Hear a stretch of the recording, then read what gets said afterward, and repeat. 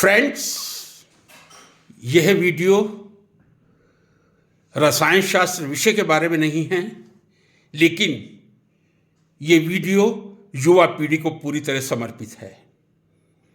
प्रारंभ में मैं कहना चाहूँगा, भारतीय संस्कृति का मूल मंत्र रहा है विद्या ददाति विनयम।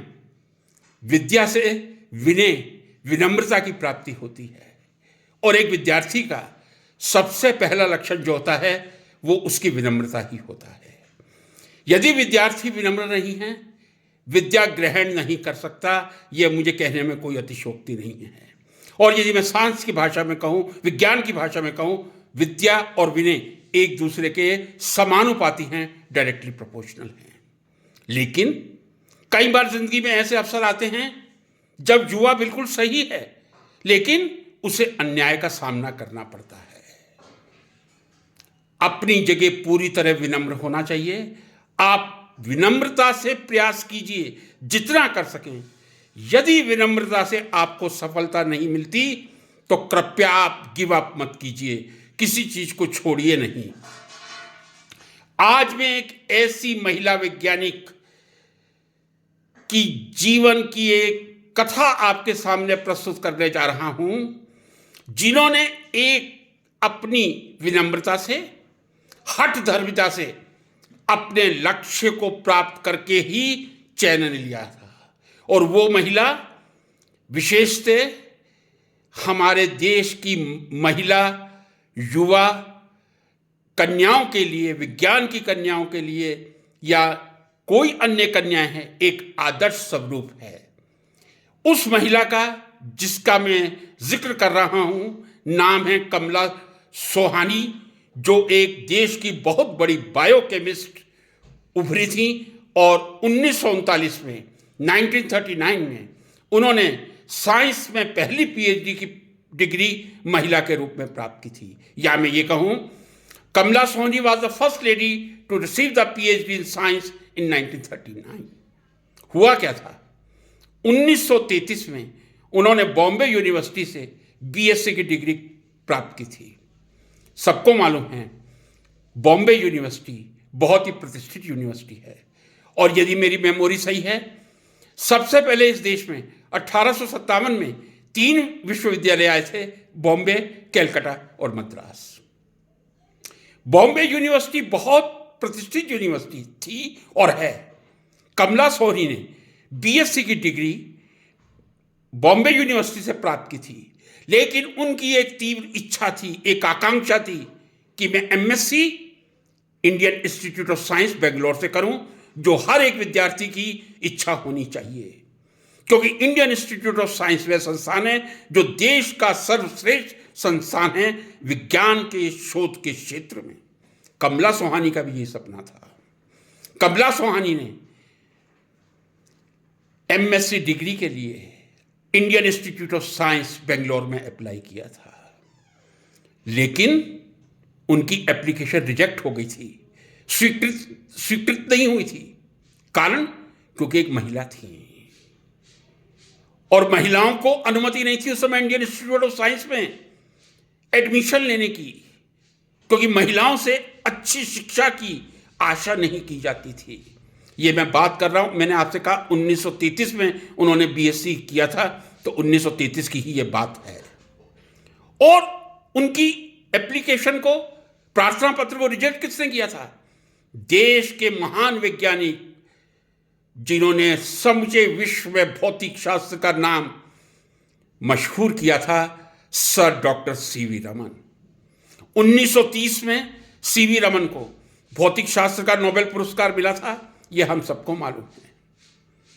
He was a totally indigenous scientist who received the Nobel Prize, जिन्होंने पूरी तरह कलकत्ता के इंडियन इंस्टीट्यूट ऑफ साइंस में रिसर्च करके नोबेल प्राइज प्राप्त किया था। लेकिन दूसरी तरफ उनकी महिलाओं के प्रति मैं ये कह दूं, वो इतना बायस थे कि उन्होंने कमला सोहानी के एडमिशन को रिजेक्ट कर दिया था।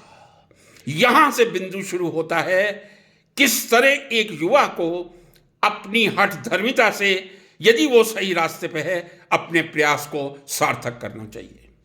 जब सीवी रमन साहब ने केवल इस बिहाफ पे कि कमला सोहनी एक महिला हैं, उन्हें आईएएससी में एडमिशन नहीं दिया जा सकता। आप सोचिए, 1930 में उन्हें नोबेल पुरस्कार मिला था और 1931 से वो इंडियन इंस्टीट्यूट ऑफ साइंस के डायरेक्टर बन गए थे।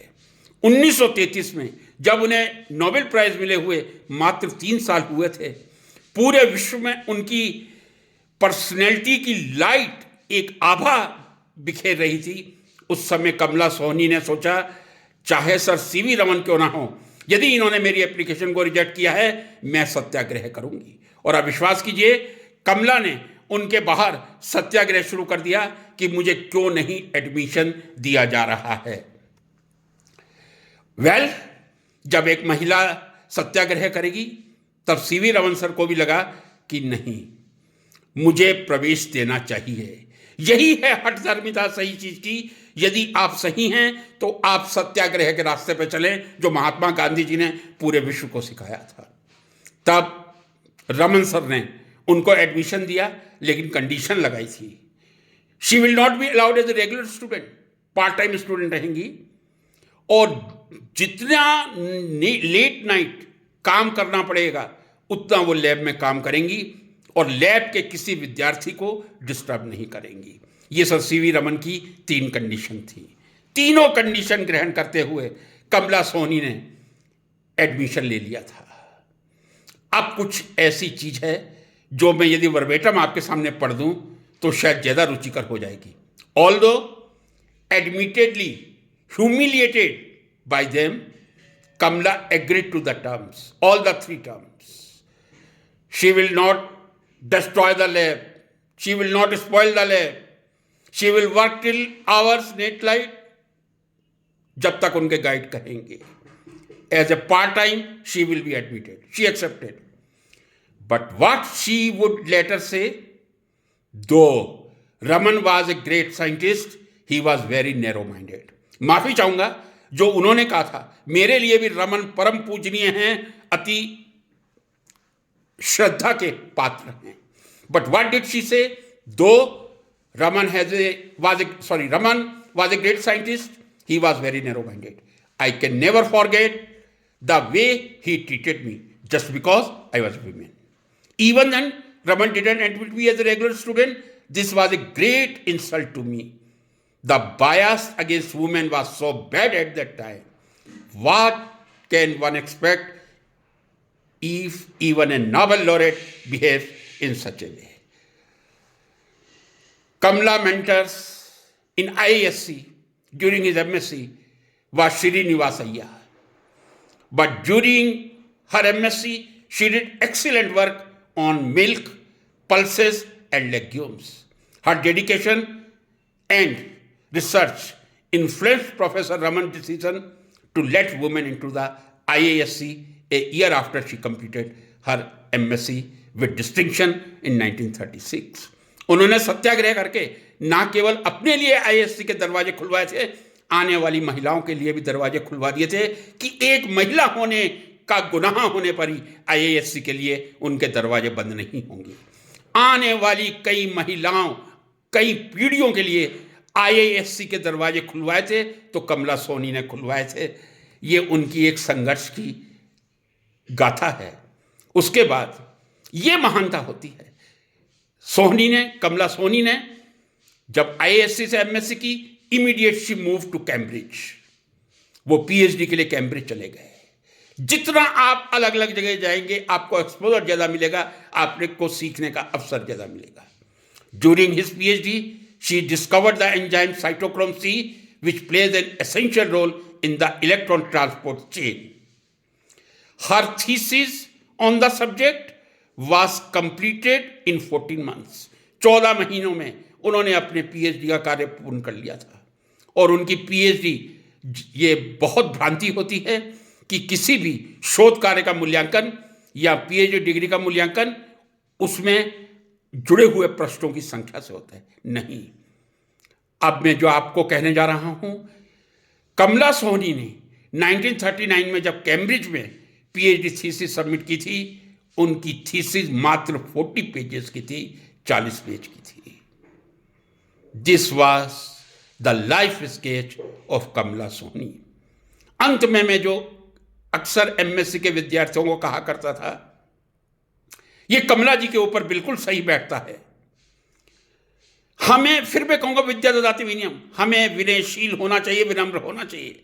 लेकिन दो पंक्ति जो मैं अक्सर एमएससी की कक्षा में कहा करता था वो दोहराऊंगा।